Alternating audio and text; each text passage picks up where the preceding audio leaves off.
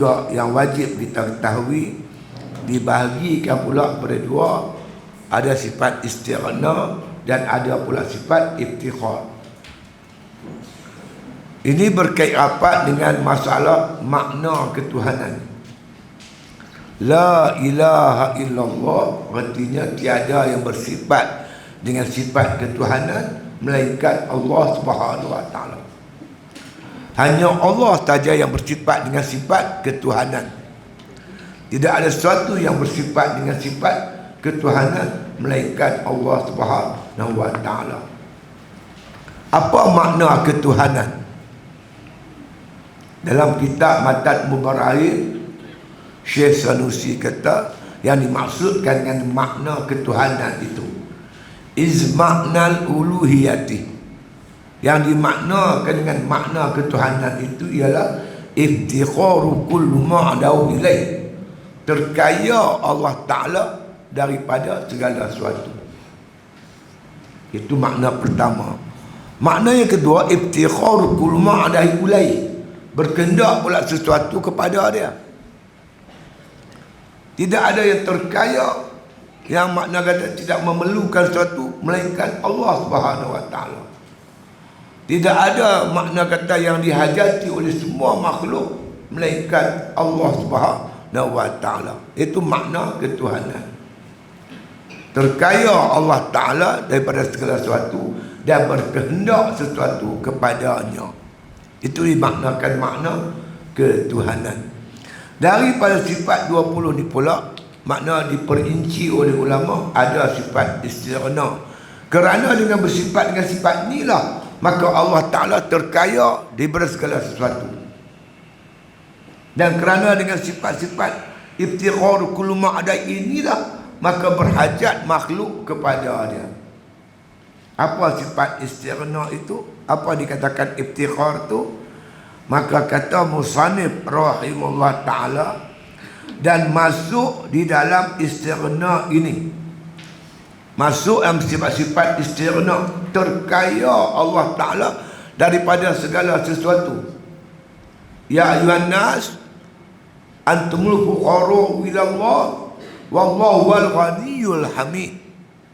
Wahai manusia, kamu semua tu fakir, berkehendak kepada Allah, dan Allah saja yang kaya lagi terpuji. Jadi makna kata berkehendak kita ni kepada Allah, kerana makna kata Allah Ta'ala bersifat dengan kaya. Dan Allah tidak berkehendak kepada makhluk, makhluk pula yang berkehendak kepada Allah Subhanahu wa Ta'ala. Maka kata musannif, dan masuk dalam sifat istighna ini daripada sifat yang wajib bagi Allah Ta'ala yang 20 tu, masuk 11 sifat. Kerana bersifat dengan sifat yang 11 inilah maka makhluk berhajat sangat kepada Allah Subhanahu wa Ta'ala. Qul huwallahu ahad, Allahus samad.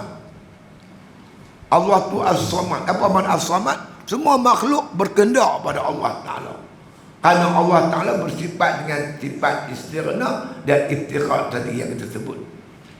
Mana sifat-sifat yang digulung oleh ulama di dalam sifat makna kata istighna'ul ilahu an kulli ma siwahu itu, iaitu 11 sifat. Yang pertama wujud, yang kedua qidam, ketiga baqa, keempat mukhalafatuhu ta'ala lil hawadis, kemudian qiyamuhu binafsi, dan sama' dan basar dan kalam, dan kaunuhu sami'an, kaunuhu basiran, dan kaunuhu mutakalliman. Wujud, wujud artinya apa? Ada.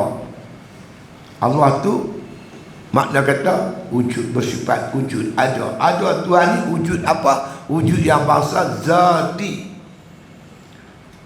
Kita pun ada juga, tapi kita ni bukan bangsa zati, bangsa aradi, bangsa majas. Bukan wujud yang bangsa hakiki. Wujud yang bangsa hakiki hanya Allah Subhanahu wa Ta'ala yang tidak ada permulaan. Kita ni wujud ada permulaan, daripada tak ada kepada ada. Untuk ada kita ni, kita berhajat kepada Allah untuk mengadakan. Kalau Tuhan tak bagi ada, tak ada lah kita ni. Jadi ada kita ni berhajat. Sedangkan Allah Ta'ala wujudnya tidak berhajat kepada makhluk. Kerana Allah tu khadim. Kita ni baru, asal tak ada. Kita dapat dua nikmat dah. Pertama nikmat ijad, kedua nikmat imdad. Apa nikmat ijad? Nikmat Allah mengadakan kita. Daripada tak ada, Allah bagi ada. Maka kita telah mengecap satu nikmat namanya nikmat ijad. Bila kita ada pula, Allah mengekalkan ada kita sampai sekarang. Mak kita lahir, kita terus dapat nikmat yang dinamakan imdad, terus wujud ada sampai sekarang. Nikmat tu namanya nikmat imdad. Kalau nikmat imdad ni terputus satu saat saja, kita tak ada. Itu seorang mak dia lahir kat dia, minggu mati, 2 minggu mati, ada sebulan mati, ada setahun mati, kerana terputus nikmat imdad tu. Kita ni mengecap nikmat imdad sampai sekarang kita ada. Itu nama kita dah mengecap nikmat tu. Jadi wujud kita ni bergantung kepada wujudnya Allah. Allah yang mengadakan, mewujudkan kita. Kalau Allah tak wujud, kita tak ada lah. Jadi maknanya kata Allah tak berhajat kepada makhluk. Makhluk yang berhajat kepada Allah Ta'ala. Sebab Allah Ta'ala bersifat dengan wujud yang zati. Kemudian dan khidam. Khidam pun macam tu juga. Tidak ada permulaan. Allah Ta'ala tu adanya Allah, tidak ada permulaan. Sebab tu dia tak berhajat pada makhluk. Sebab dia tak ada mula. Kita ni baharu. Kita berhajat kepada Allah membaharukan. Kita asalnya makna kata tak ada. Kan?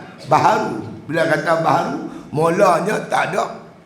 Tak ada kita ni. Untuk ada, kita berhajat kepada Allah. Allah tak berhajat kepada makhluk. Lepas tu dipanggil dia tu kaya. Orang kaya akan berhajat ke orang. Yang duk berhajat ni orang miskin. Yang terkaya Allah Ta'ala wal ghaniyul hamid. Allah kaya lagi terpuji. Sebab dia khadim. Kita ni baharu. Itu dia. Kemudian lagi Allah Subhanahu Wa Ta'ala bersifat dengan baqa, kekal. Dia tak binasa. Wujudnya tu kekal sampai bila-bila. Sebab tu dia tak berkehendak pada orang mengekalkan dia. Kita ni pula, wujud kita ni bersudahi dengan fana, binasa. Jadi kita nak wujud, nak terus ada, kita berhajat kepada Allah yang menerus adakan kita. Jadi kita sentiasa berhajat kepada Allah. Kita sakit, kita sihat, sihat kita tak kekal. Boleh terputus sihat tu dengan sakit. Hidup kita ni tak kekal, boleh putus dengan sebab mati. Maka kita sentiasa berhajat kepada Allah Subhanahu Wa Ta'ala. Apa-apa pun sentiasa berhajat kepada Allah Subhanahu Wa Ta'ala. Kita yang buat ibadat ni, kan? Kenapa kita boleh buat ibadat? Kerana kita dapat taufik dan hidayah daripada Allah Ta'ala. Taufik ni boleh terputus. Boleh terputus. Bila Allah putih taufik, kita hilang taufik, diganti dengan khizlan. Apa khizlan? Tinggal tolong. Tuhan tak tolong kita. Bila Tuhan tak tolong, kita tak boleh buat ibadat. Banyak orang rasanya dapat taufik daripada Allah, beriman kepada Allah, kemudian dia kufur. Banyak, bukan sikit. Asalnya dia taat, lepas tu dia boleh buat maksiat. Sebab terputus taufik dan hidayah daripada Allah Subhanahu Wa Ta'ala. Jadi kita sentiasa berhajat kepada Allah. Rabbana la tuzigh qulubana ba'da idh hadaitana. Ya Allah Tuhan kami, janganlah Engkau pesongkan hati kami setelah Engkau bagi kami petunjuk. Jadi petunjuk kita ni, kalau Allah nak kekal, kekal.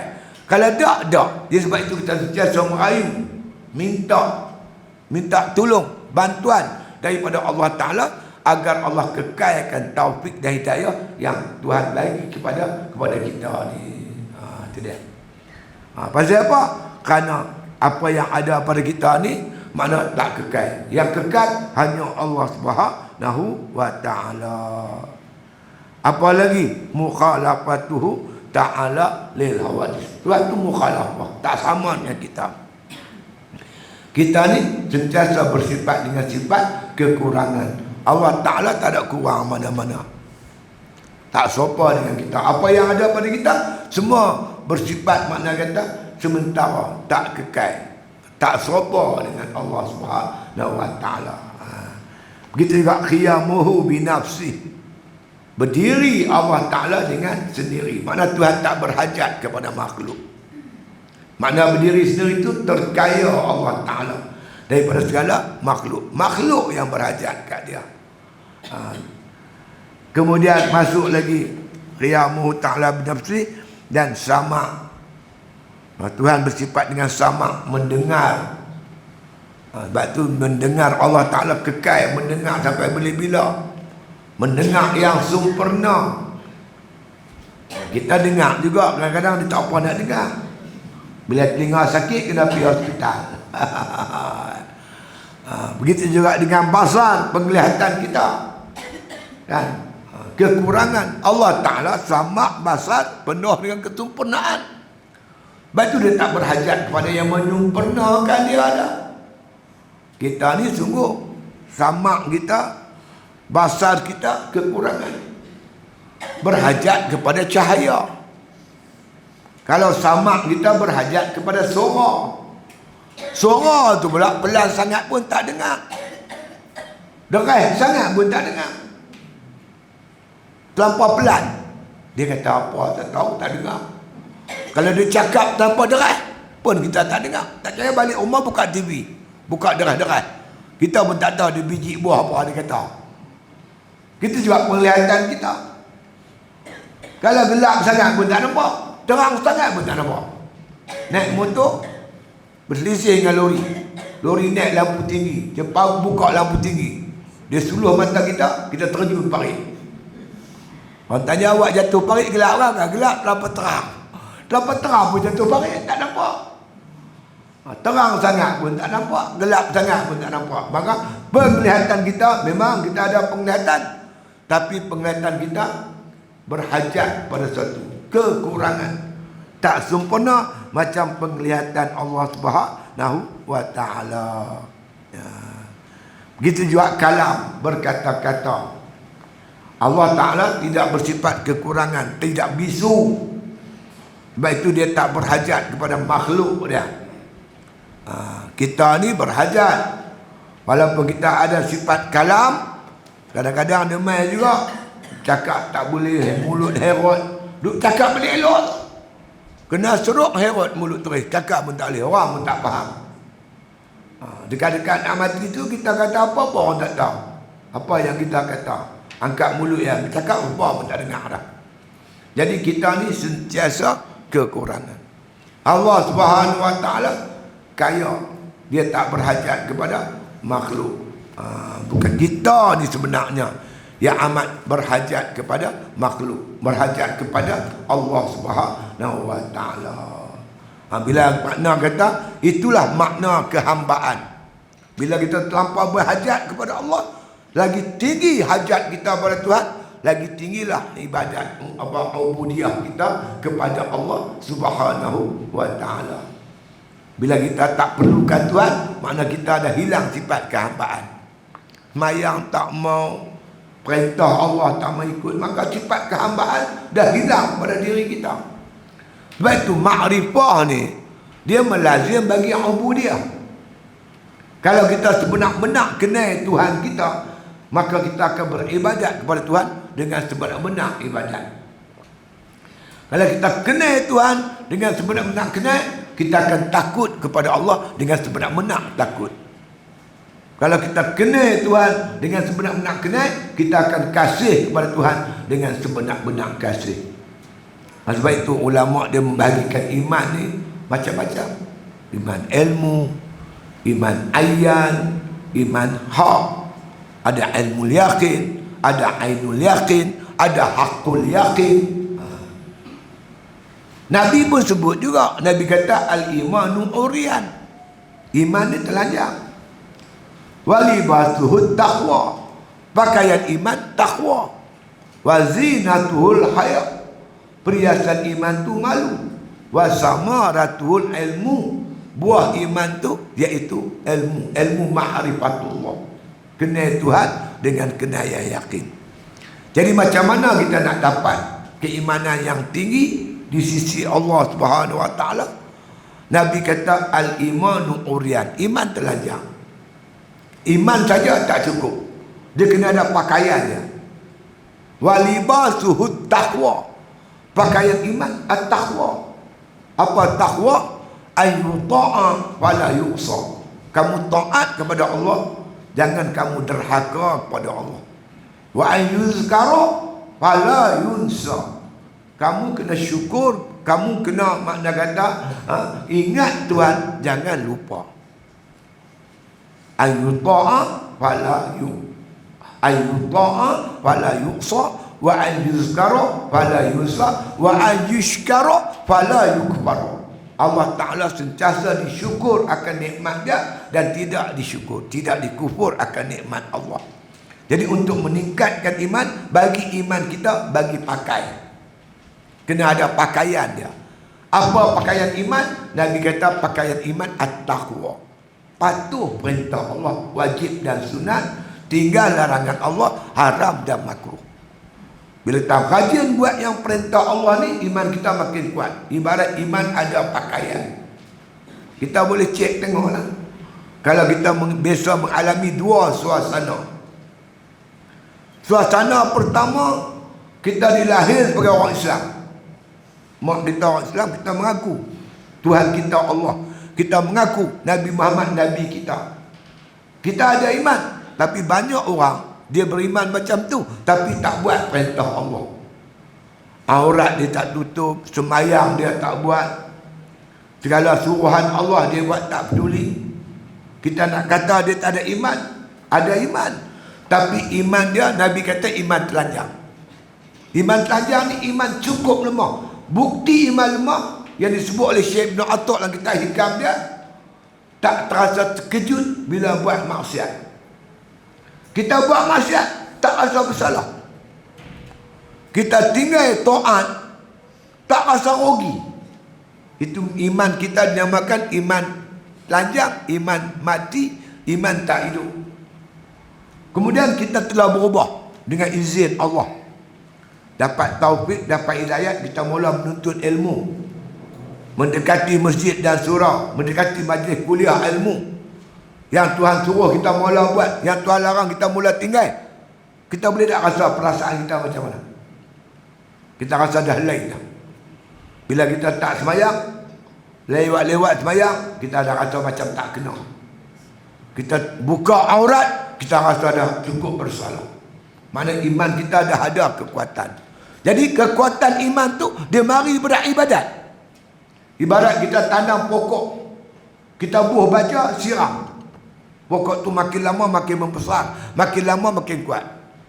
Baja bagi makna bagi iman ni taat lah. Baja iman taat, lagi kuat taat kita buat, lagi kuat iman kita. Racun iman maksiat dan kufur. Kufur dan maksiat ni racun bagi iman, dia boleh bunuh iman. Sebab itu jauh maksiat, jauh perkara yang boleh membawa kepada kekufuran kepada Allah Subhanahu Wa Taala. Itu cara-cara meningkatkan keimanan. Berarti saya mengajak kita semua mengambil peluang ni. InsyaAllah besok kot Rejab. Besok dah masuk 1 Rejab, berjam celik, tak lama lagi Ramadan akan sampai. Dan Nabi SAW, Nabi dikatakan bila datang bulan Rejab, dia mula berdoa, Allahumma barik lana fi Rajab wa Sya'ban. Ya Allah Tuhan kami, berkatilah kami di bulan Rejab dan bulan Sya'ban. Wa balighna Ramadan, sampaikanlah kami ke bulan Ramadan. Itu doa Nabi. Jadi kita pun ikut sunnah Nabi, kita berdoa lah. Jadi kita faham bulan Rejab dan bulan Sya'ban, bulan yang diminta oleh Nabi agar diberkati di bulan tersebut. Mana memang bulan Rejab dan Syaban bulan yang diberkati oleh Allah. Karena bulan Rejab Syaban pintu masuk Ramadan. Nak masuk Ramadan, jumpa Rejab. Tak lagi baru jumpa Syaban. Kemudian baru jumpa Ramadan. Seolah-olah satu isyarat jelas daripada Nabi SAW, bulan Rejab, bulan Syaban ni persiapan untuk kita berjumpa dengan Ramadan. Buatlah, hidupkan malam-malam Ramadan. Malam-malam Rejab dan Syaban ni kita hidupkan dia dengan berbagai-bagai ibadat. Kalau kita makna kata bersiap sedia di bulan Rejab dan Syaban, mai Ramadan kita steady dah. Mula puasa sunat. Kalau tak boleh banyak-banyak, kita buatlah seminggu ke 2 minggu bulan Rejab. Mai Ramadan tingkatkan lagi. Pasal kita nak hidupkan sepanjang Ramadan ni dengan ibadat yang sungguh-sungguh. Pasal apa? Kerana manalah tahu, takut-takut Ramadan ni Ramadan terakhir untuk kita. Ni peluang yang Allah bagi pada kita.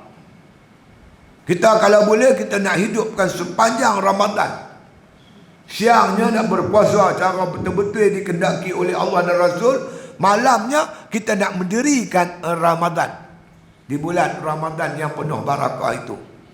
Jadi kita latih tetap pada bulan Rejab. Masuk Rejab kita tak boleh puasa banyak puasa.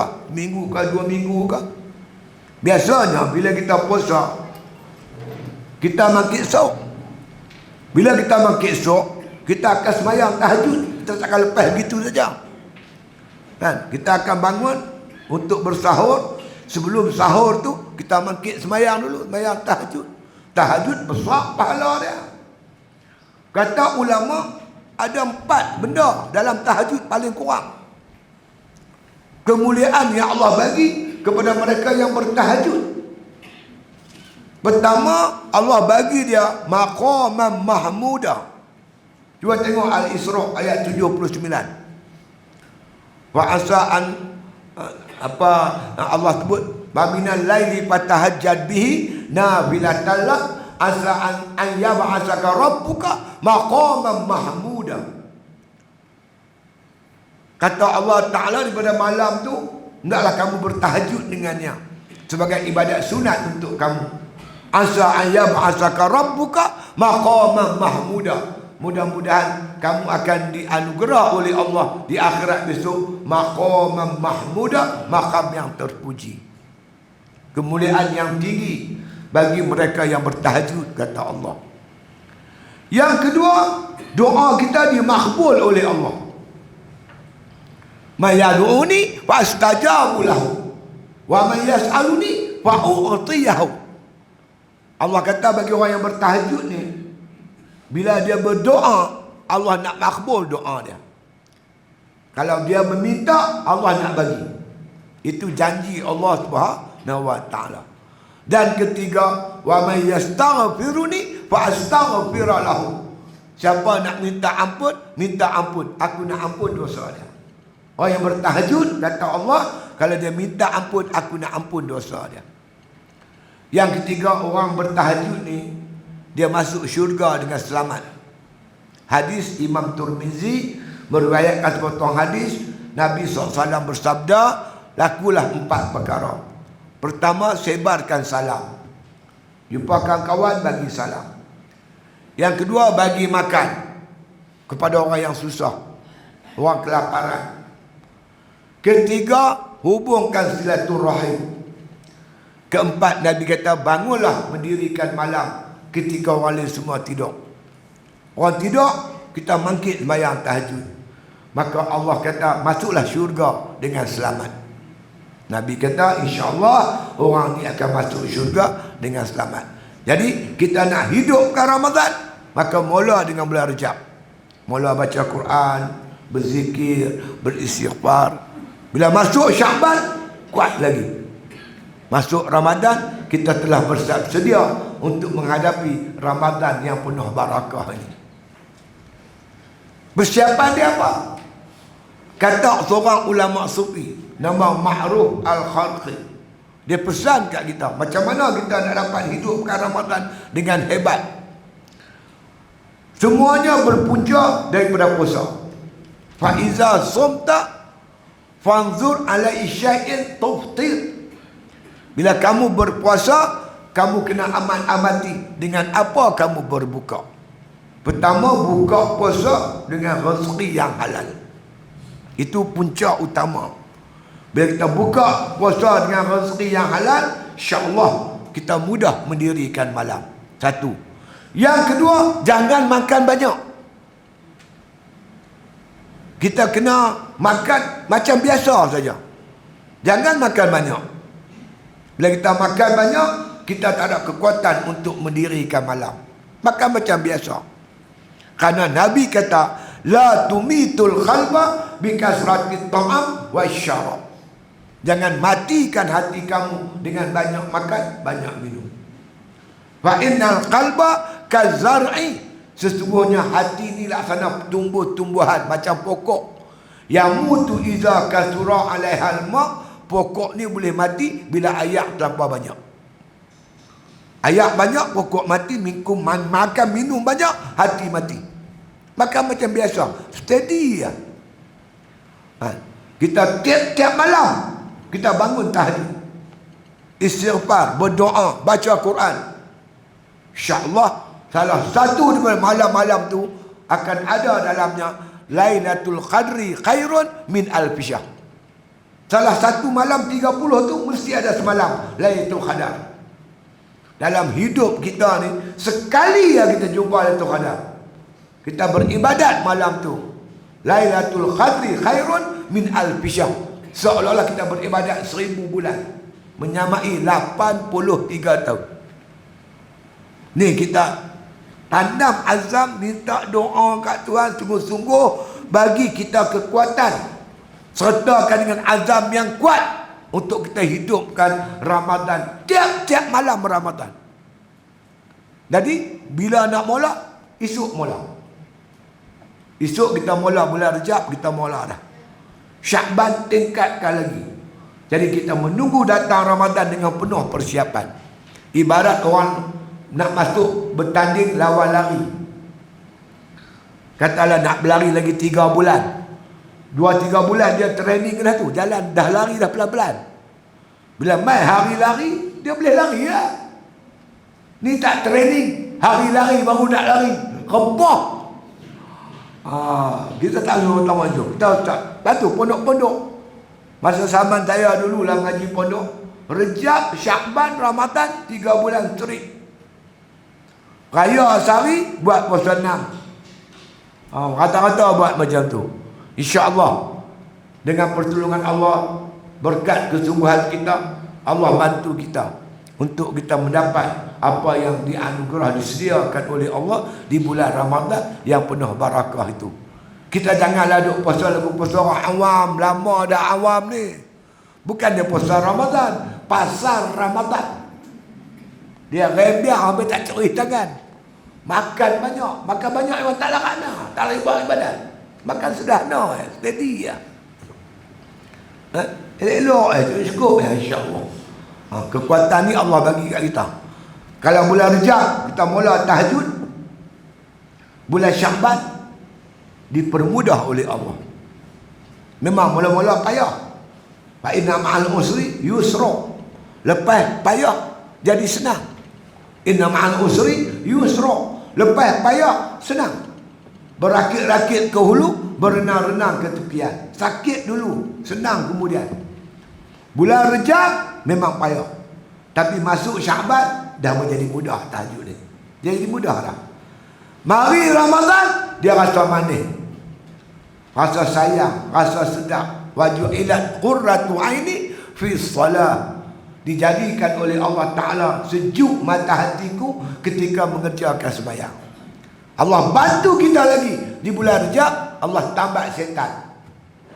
Syaitan yang duk kacau kita ibadat di bulan Rejab, Syakban tu, mai Ramadan semua kena ikat. Allah nak bantu kita, nak tolong kita untuk menggandakan ibadat kita sepanjang Ramadan yang penuh barakah. Sebab itu para sahabat mai Ramadan depa seronok. Kenapa? Seronok nak buat ibadat. Itu dah. Inilah mudah-mudahan Allah bagi kat kita. Pasal kita dah masuk dah. Masuk medan dah ni. Esok mula dah masuk medan. Saya di pondok saya kerah budak-budak semua. Main semua puasa. Buat ibadat. Jangan kita lepas peluang keemasan ini. Baik. Kembali kita kepada tajuk kita. Seperti mana yang disebut oleh Musannif rahimahullah ta'ala ni. Allah Ta'ala bersifat-sifat yang sebelah inilah. Yang menyebabkan makna kata kita ni berhajat kepada Allah. Dan Allah tidak berhajat kepada kita. Kita yang berhajat kepada Allah. Sebab Tuhan tu kaya. Kita yang fakirnya. Antumul fuqara'u ilallah. Kamu tu fakir. Kamu berhajat kepada Allah. Di samping kita usaha sungguh-sungguh, jangan lupa berdoa. Minta kepada Tuhan. Jangan bergantung dengan kemampuan kita. Kita tak ada mampu apa-apa. Kalau tanpa campur tangan Tuhan, tanpa bantuan Tuhan, kita tak boleh buat apa-apa. Sebab itu kita amat berhajat kepada pertolongan daripada Allah Ta'ala. Antaranya sama dan basar dan kalam. Tiga-tiga sifat ni sifat ma'ani. Kesempurnaan Allah, penglihatannya, pendengarannya, percakapannya. Sebab itu dia tak perlukan makhluk. Makhluk yang perlukan Allah Subhanahu wa ta'ala. Begitu juga kaunuhu sami'an, kaunuhu basiran, dan kaunuhu mutakalliman. Ya, itu yang dikatakan sifat-sifat istighna'ul ilahi angkul lima siwahu. Lawan yang sebelah tadi tu, iaitu daripada yang mustahil sebelah pula. Wujud artinya ada, mustahil tak ada. Allah Ta'ala tak terima sama sekali pada akal Tuhan itu tak ada. Wujud yang zati sentiasa ada. Sebab itulah kita perlukan Tuhan. Mustahil, makna qidam, mustahil dia baharu. Allah Ta'ala bukan baharu, dia qadim. Wajib qidam, mustahil baharu. Kerana bersifat dengan sifat itulah, maka Allah Ta'ala kaya, tak perlukan makhluk. Begitu juga mukhalafah, Tuhan tak serupa makhluk, berdiri sendiri, kan berdiri dengan yang lain dan sebagainya. Mai sebelah lagi pula. Mustahil itu sebelah lagi pula. Dah jadi 22. Dan masuk sifat istighna pula yang satu lagi yang harus, iaitu satu apa yang harus bagi Allah Ta'ala, iaitu mengada fi'lu kulli mungkinin autarku. Allah Ta'ala ni nak buat pun boleh, tak mau buat apa-apa. Sebab tu dia kaya. Macam kita miskin. Kita ni berhajat. Tak makan perut lapar. Mana boleh? Makan pun tak apa, tak makan pun tak apa. Boleh? Mana boleh? Kita sentiasa berhajat. Allah Ta'ala ikut suka dia nak buat pun boleh. Tak mau buat pun tak apa. Itu makna Allah tu kaya. Kaya ni dia buat pun tak apa, tak buat pun tak apa. Antara sifat kayanya harus buat mungkin, tak buat pun tak apa. Orang kaya orang tuan, nak kerja pun tak apa, tak kerja pun tak apa.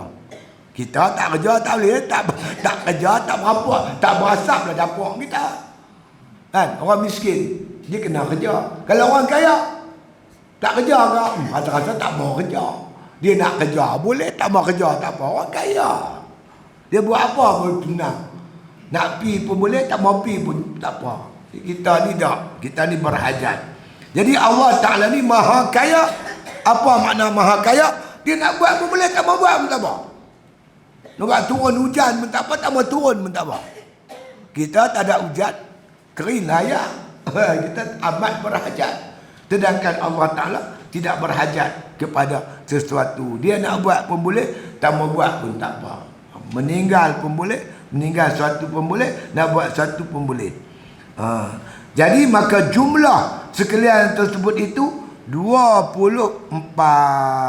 Ya, 24. Mana 24 tu? Sebelah yang wajib, sebelah mustahil, dah 22. Iaitu satu yang harus, lawannya pun satu, dah jadi 24. Kerana Allah bersifat dengan 24 inilah, maka Allah Ta'ala tu disebut sebagai terkaya daripada segala sesuatu. Allah tak berhajat pada sesuatu. Kita ni sebenarnya yang berhajat kepada Allah Subhanahu wa ta'ala. Jadi kita berhajat makna kepada Allah, maka kita memerlukan Tuhan. Maka sebab itu kita kena dekatkan diri kita kepada Allah Ta'ala. Jangan jauhkan diri kita daripada Allah.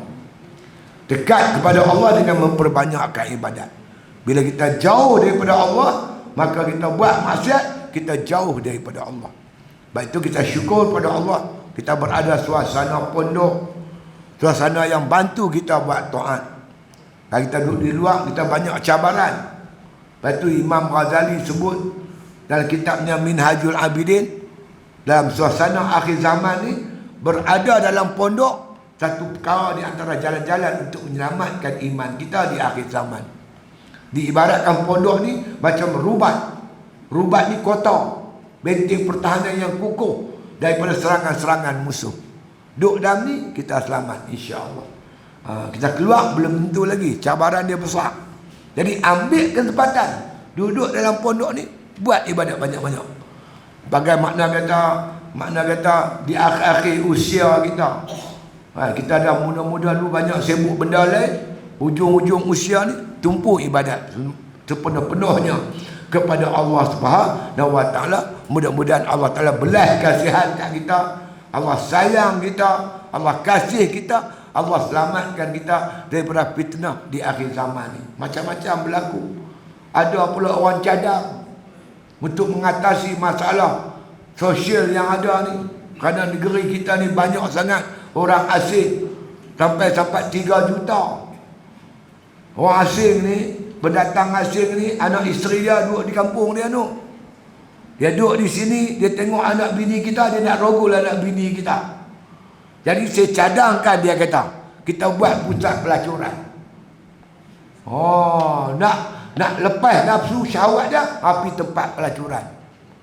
Allah Rabbi Karim. Apa punya otak tak betul? Takkanlah macam tu. Hang buat pusat pelacuran, dia main masalah baru. Main AIDS pula, bawa penyakit tu rata ceruk. Habis satu Malaysia dia pula kena AIDS. Kena macam-macam penyakit akibat daripada perbuatan zina. Bukan tu cara dia. Cara dia laksana hukum Allah Subhanahu wa ta'ala, cegah segala perbuatan zina ni dengan melaksanakan hukum Allah. Kemudian laksanakan pendidikan, tarbiyah, kuliah, mengaji, didik. Bukan dengan makna kata buat pusat pelacuran. Kalau macam tu, bank tu kena rompak, bank ni kena rompak, kita buat satu bank untuk dia rompak. Buat sebiji bank, buat iklan. Siapa nak rompak, main rompak bank ni. Serupa ni lah. Siapa nak berzina, main sini. Macam tu kan cara. Semput punya otak. Inilah keadaan kita hari ni. Kalau kita belik-belik tengok, sebutlah apa tentang akhir zaman, semua dah berlaku. Takut kita. Sahabat-sahabat Nabi, bila Nabi cerita tanda-tanda akhir zaman, sahabat jadi takut. Ya Rasulullah, kalau kami hidup zaman tu, kami nak buat apa? Pakat takut habis. Kita ni padangkan sahabat zaman tu, benda tu tak berlaku. Nabi sebut rasuah. Mana ada rasuah zaman Nabi? Orang tinggal semayang, mana ada? Orang berzina, mana ada? Benda yang Nabi sebut tak berlaku, tapi dia pun cukup takut. Yang kita ni pula, benda tu dah berlaku depan mata, tapi buat relax. Kacau. Kacau. Sebab tu di belah-belah Kuala Lumpur, Selangor sana, tumbuh pondok macam cendawan. Sana tumbuh. Tapi mereka pondok moden lah. Kan? Beli pondok, duit mereka banyak. Masing-masing duduk pondok untuk jaga diri, supaya dapat beribadat kepada Allah Ta'ala dengan sempurna. Jadi kita syukur kepada Allah Ta'ala. Kita dapat duduk dalam suasana. Suasana tu sebenarnya dia bantu kita. Suasana environment tu, bi'ah tu, membantu kita untuk jadi baik. Kan? Bila kita duduk tempat orang jahat, takut-takut kita jadi jahat. Kita duduk tempat-tempat yang baik, insya-Allah mudah-mudahan. Jadi kita guna kesempatan ini sebaik mungkin untuk meningkatkan sungguh-sungguh ibadat kita pada Allah, terutama datangnya bulan yang diberkati oleh Allah, Rejab dan Sya'ban. Datang bulan yang amat berkat, iaitu bulan Ramadan yang tak berapa hari. Mudah-mudahan kita dapat bersifat macam sifat sahabat-sahabat Nabi. Bila datangnya Ramadan, mereka seronok gembira kerana banyak anugerah yang Allah sediakan sepanjang bulan Ramadan yang penuh berkah. Jadi kami di pondok kami macam itulah. Kita buat macam itulah. Start besok kita mula puasa. Banyaklah agenda kita buat. Antaranya tiap hari sepanjang 3 bulan tu kita mengadakan majlis tahlil untuk arwah-arwah yang telah pergi meninggalkan kita. Pasal apa? Orang yang mati ni, mak kita, pak kita, keluarga kita yang meninggal tu, kata ulama, diibaratkan orang lemah dalam lautan. Orang lemah ni dia terkapai-kapai minta bantuan orang darat. Jadi adik-beradik kita, puak larak kita yang meninggal tu amat memerlukan pertolongan kita. Jadi mungkin kita bila kita buat ibadat, jangan lupa berdoa untuk mereka. Jadi kami buat tahlil arwah ni, kalau siapa-siapa yang ingin menyertainya, boleh buat serta tu. Kita ada borang situ, catatkan saja nama-nama arwah kita tu yang kita hajati tu, mak kita, bapak kita, keluarga kita. Di samping tu, kalau ingin nak bersedekah kepada pelajar-pelajar untuk berbuka puasa dan bersahur, boleh sertalah berapa duit yang kita agak-agak nak sedekah. Kita beli beras, kita beli ayam, beli ikan, beli apa untuk mereka masak, berbuka puasa dan makan sup, insya-Allah. Jadi siapa yang berhajat boleh dapat demikian, insya-Allah. Kemudian kemarin ni kami sembelih lembu. Kita sepanjang bulan Rejab, Syaban ni kadang-kadang budak-budak rehat, nampak, kita sembelih lembu. Daging tu kita boleh jual. Jadi siapa yang rasa nak beli daging pun ada, kita bawa daging fresh. Lembu kita belah sendiri, kemudian dibuah dalam tapawek. Dan tapawek tu saya ingat dekat 1/2 kilo pun kita jual RM20. Boleh buah dalam peti air pun semua. Bolehlah makan sikit-sikit, jangan makan banyak. Kita ni kolesterol darah tinggi, makan sikit-sikit boleh, jangan makan banyak-banyak. Siapa yang berhajat adalah barang-barang tu. Itulah. Ingat, lagi-lagi saya nasihatkan diri saya dan kita semua, marilah kita ambil kesempatan yang ada pada kita. Pasal yang ada depan saya ni 3 selendar yang asal ni. Kalau main bola sepak, dia panggil injury time, masa kecederaan. Tahu masa kecederaan? Dia 14 minit separuh masa. Separuh masa lagi 14 minit. Jam dah cukup tengah 2 jam. Kan? Jadi referee duduk tengok jam ni. Bisil duduk kat mulut dia. Dia tunggu dak perit dia tu. Kita ni lah tunggu malaikat dak perit dia. Di manalah tahu kod-kod Ramadan ni, Ramadan terakhir untuk kita. Mudah-mudahan kita dapat anugerah apa disebut Lailatul Qadri khairun min alfi syahr. Makna kata Ramadan kali ini, kan, kita nak jadikan dia Ramadan terakhir terbaik untuk kita, insya-Allah, mudah-mudahan. Jadi sekali lagi saya ulang, makrifah kita ni, mengenai Tuhan ni dengan sifat-sifat yang kita belajar, makna kata sepatutnya dia akan mengiringi, melazimi kepada ubudiyah. Bila kita kenal Allah Ta'ala Tuhan kita dengan sebenar-benar kenal, kita akan mengabdikan diri kita kepada Allah dengan sebenar-benar pengabdian, insya-Allah. Lagi tinggi makrifah kita, lagi tinggi ibadat kita kepada Allah Ta'ala. Tok guru saya, Tok Waji'in kata, makrifah ni dengan ubudiyah ibarat kiambang dalam ayam. Tengok kiambang duduk atas ayam kan, lagi tinggi ayam, lagi tinggi kiambang. Rendah ayam, rendahlah kiambang. Makna kalau tinggi makrifah kita, lagi tinggilah ibadat kita kepada Allah Subhanahu wa ta'ala. Jadi kalau kita rajin-rajin buat ibadat, Allah angkat iman kita, maka ketika itu kita akan kasih dan sayang, redha pada Allah dengan sebenar-benarnya, insya-Allah. Mai ambil peluang keemasan ni, makna kata bermula daripada esok. Semuanya terletak pada kita. Kalau kita sungguh-sungguh, Allah akan bantu. Man jadda wajada. Siapa sungguh-sungguh, dia akan dapat, insya-Allah. Mudah-mudahan makna Ramadan, makna kata kali ini akan beri makna pada kita yang secukup-cukupnya, insya-Allah. Itu saja. Wallahu a'lam. Wabillahi taufiq. Wassalamualaikum warahmatullahi taala wabarakatuh. Bismillahirrahmanirrahim. Alhamdulillahi Rabbil Alamin. Wassalatu wassalamu ala asyrafil anbiya wal mursalin wa ala alihi wa sahbihi ajma'in. Allahumma ahsin aqibatana fil umuri kulliha wa ajirna min khizyid dunya wa azabil akhirah. Allahumma la tusallit alaina bi dhunubina man la yakhafuka wa la yarhamuna. Allahumma ja'al khaira ayyamina yawma nalqa wa anta radin anna wa akhtim bis salihati a'malana tawaffana muslimin wa alhiqna bis salihin waghfir lana wa liwalidayna wa limasyayikhina wa lil muslimin ajmain.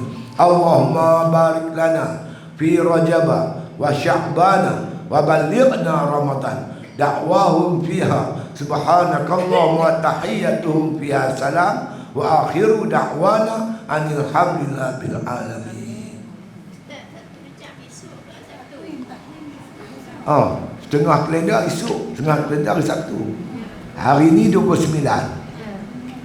Bulan apa? Bulan Islam ni ada 29, ada 30. Setengah handphone saya ni esok.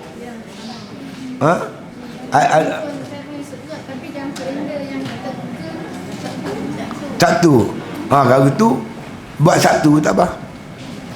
Buat Sabtu. Kecuali kalau kita ada puasa bulan ni kan, Rabiul Akhir ni, kita ada puasa sebelum 15 tu, bolehlah buat hujung. Tapi kalau yang eloknya hari Sabtu lah. Kalau ada khilaf tu, kita ambil yang hari Sabtu. Jemaat ada yang hari Sabtu, kita buat hari Sabtu. InsyaAllah.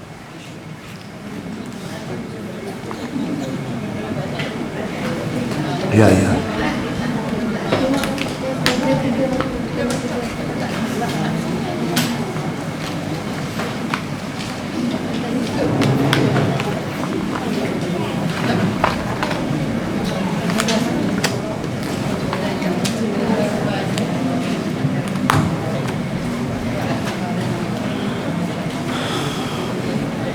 Dia ada juga makna kata dah akan dengar lah nanti dalam Facebook tu utamanya, Nabi tak buat lah apa itu Nabi ke mereka lah.